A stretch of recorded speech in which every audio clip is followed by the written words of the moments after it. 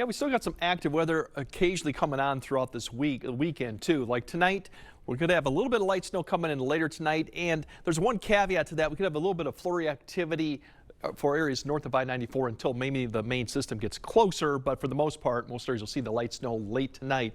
Now, it could be a little bit of wintry mix too as it gets closer to I-90 as the system kind of comes through one front that could come through. So the potential for some slick areas of roads, but we're not expecting significant amount of accumulation if we do get that precipitation, and it doesn't last that long. There's another cold front coming through the afternoon that brings colder temperatures, so your highs tomorrow will probably likely to be about noon and continue to fall in the afternoon as colder air comes back into the area. So kind of like we had yesterday, we're going to see another flip of the temperatures, and we're going to see another type of flip too coming Sunday night into Monday too once again. So there are some changes going on. Overall, as I mentioned, there has been a little bit of light snow activity just maybe touching Rusk County up to the north, some flurry activity, but that's really about the only area that'll see much of anything until we get later tonight, until that system really gets closer.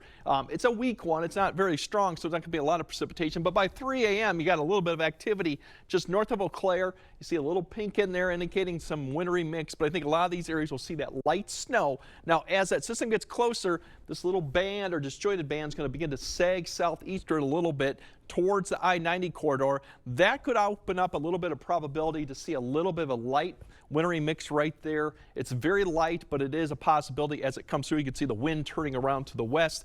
That moves east by 8 a.m. So pretty much precipitation's over with for our area. Then we're going to have the cold front come through in the afternoon. That's going to clear out the skies behind it, increase the winds. As you see, the temperatures at noon were 30s all the way to 20s. So the further north you go, earlier in the morning, that's going to be high and you'll start falling. Probably further south you go, the high will be around noon before we start falling in the afternoon. With the wind, that could gust up to 35 once again, and that could produce a little bit of a wind chill as we go into Saturday evening, but it's going to be at least clearing skies and colder as we get towards Sunday morning. Now, the temperatures I mentioned, as we go into Sunday morning, clearing skies, it's going to really feel like it was this morning.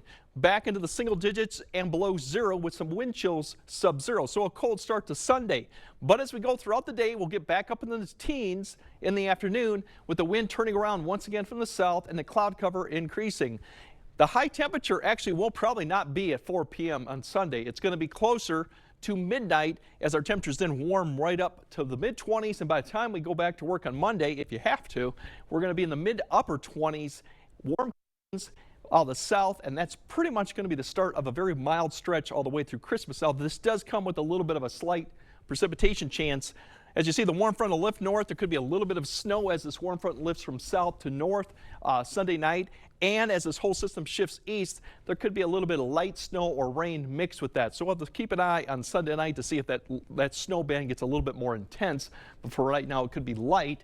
Once again, once we get past that, basically it is a mild stretch of conditions too. Monday's highs, mid to upper 30s, and that's just a start. It's probably going to be the coolest temps we'll see all week because we got 40s and Christmas. 40s, we do have a possibility of some fog we'll have to keep an eye on given the snowpack, and the overnight lows could be into the 30s going into Christmas. But some areas might actually hit 50 if we got not too much fog and the snow is gone on the ground.